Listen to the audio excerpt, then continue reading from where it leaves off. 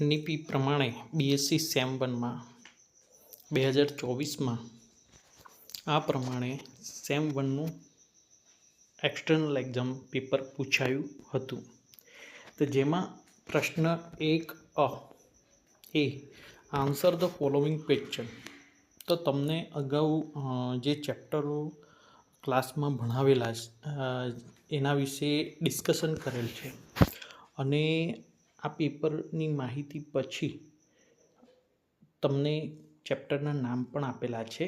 એ chapter અનુસાર તમે પરીક્ષામાં પ્રશ્નોના જવાબો આપવાનો પ્રયત્ન કરશો.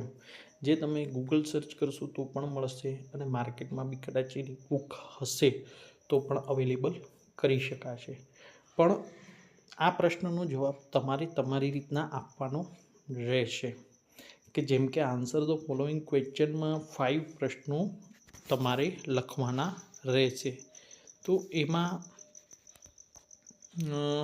પહેલો પ્રશ્ન છે કે how much does earth weight? Why is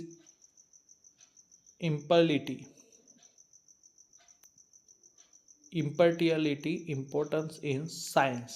પછી ત્રીજો પ્રશ્ન છે what are the basic tools of science? અને ચોથો છે when was Google Chrome launched? પછી what made Sundar Pichai household name? અને which task according to the authors one role?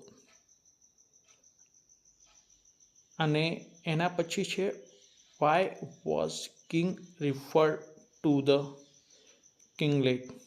અને એના પછી છે what the cost of machine and expect demanded by the French government? આ છે તમારે તમારા લોજિક પ્રમાણે આપવાના રહેશે. પછી તમે 10મા 12માં જે વિલોમ શબ્દ કે જેમ કે ઓપોઝિટ છે કે સિમિલર છે એવી રીતના તમારે મેચ પણ પૂછાઈ શકે છે, જોડકા પૂછાઈ શકે છે. તો ગ્લુમીનો અર્થ શું થાય? કે પછી રિપલ્સન શું થાય? અલ્ટર શું થાય? અને વોલર શું થાય? વેલોર શું થાય? અને કોરોનેશન એ શું થાય? એ તમારા 10મા 12માં જે ગ્રામર તમે ભણ્યા હશો કે જે અનુસાર એ સમાનાર્થી વિરોધાર્થી તમારા BSc સેમ 1 અનુસાર આવતા હોય છે.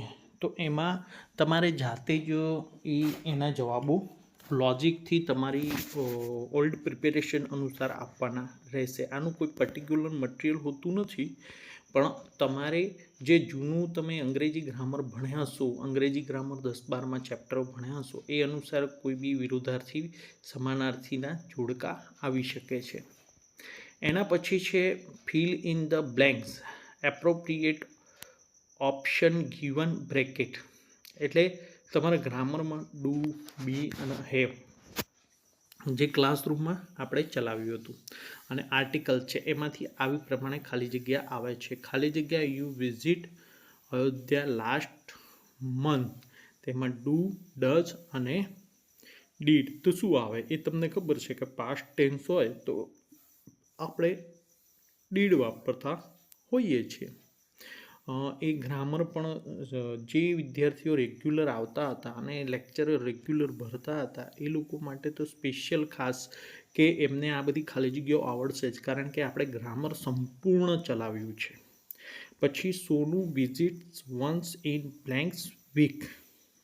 એ એન ધમાંથી કયો આર્ટિકલ આવે? તમને ખબર છે કે કોન્સોનન્ટ સાઉન્ડ હોય તો કયો આર્ટિકલ લાગે અને વોવેલ સાઉન્ડ હોય તો કયો? તો ડબલ્યુ એ આપણે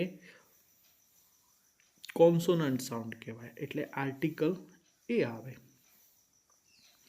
પછી એવી જ રીતે students blank studying chemistry at this time. તો એમાં એટ ધીસ ને આવા શબ્દો વપરાય એટલે પ્રેઝન્ટ કહેવાય. તો એમએઝઆરમાંથી શું આવે? તો સ્ટુડન્ટ્સ આર આવે. પછી પંથુ blanks writing story all day yesterday. તો વોઝ ઇઝ હેઝમાંથી શું આવે? તો આપણને ખબર છે કે યસ્ટરડે છે એટલે પાસ્ટ કહેવાય, એટલે વોઝ આવે. પછી mister Pandya blanks not examined documents yet. તો હેડ, વોઝ, હેવ. તો એમાં તમે જોઈ શકો છો કે એમાં એ અનુસાર તમારે ટેન્સ આપણે જે ક્લાસરૂમમાં ચલાવ્યા હતા એ અનુસાર તમારે મૂકવાના રહેશે. તો એમાં તમારે કદાચ જે વિદ્યાર્થીઓ હાજર ના રહ્યા હોય તો એ ટેન્સના બધા વિડીયો આ ચેનલમાં છે, તો એ પ્રમાણે તમે જોઈ લેશો. એવી જ રીતના આ બધી ખાલી જગ્યાઓ છે જે ગ્રામરમાં જો તમને તકલીફ પડતી હોય તો એ તમે વિડીયો જોઈ શકશો કે ગ્રામરના પોઈન્ટ બધા મારી આ યુટ્યુબ ચેનલમાં છે જ. સાથે સાથે તમને એક પેરેગ્રાફ આપશે અને પેરેગ્રાફમાંથી તમારે પ્રશ્નોના જવાબ ગોતવાના રહેશે. જે પેરેગ્રાફ તમારે વાંચવાનો રહેશે, વાંચીને પછી એમાંથી જવાબ આપવાનો રહેશે. આ રીતે બીએસસી સેમ 1નું જે 25 માર્ક્સનું પેપર પૂછાતું હોય છે અને એ એનઈપી પ્રમાણે આવી રીતના છે. 2024નું આવી રીતે પૂછાયું હતું, તો સંભાવના છે કે 2025માં પણ આપણી 26માં જે એક્ઝામ લેવાઈ રહી છે તો એમાં પણ આવી રીતે પૂછાશે. તો અને સરસ તૈયારી કરજો. અને ચેપ્ટર તમારે કયા આવે છે એના નામો પણ આપેલા છે, એ પણ તમે જોઈ શકશો. આ પેપર પછી એક નાનો વિડીયો જોડે જ મૂકવામાં આવ્યો છે અને આ રીતના થોડી તૈયારી કરજો એટલે સારી રીતે તમે પાસ થઈ શકશો. ધન્યવાદ. HNGU પાટણની આપણી બીએસસી કોલેજ સેમ 1માં એનઈપી પ્રમાણે જે સિલેબસ છે તે હિસાબે ચેપ્ટરો આ પ્રમાણે છે. ચેપ્ટર 1 છે the sun, planet and the stars. Chapter 2 છે the scientific point of view. Chapter 3 છે સુંદર પિચાઈ.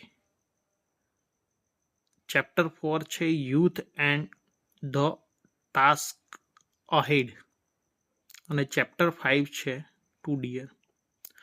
તો આમાં તમે જે પણ પરીક્ષામાં પ્રશ્નો પૂછાય તો એ ટાઇટલને અનુસાર તમે જવાબ આપશો તો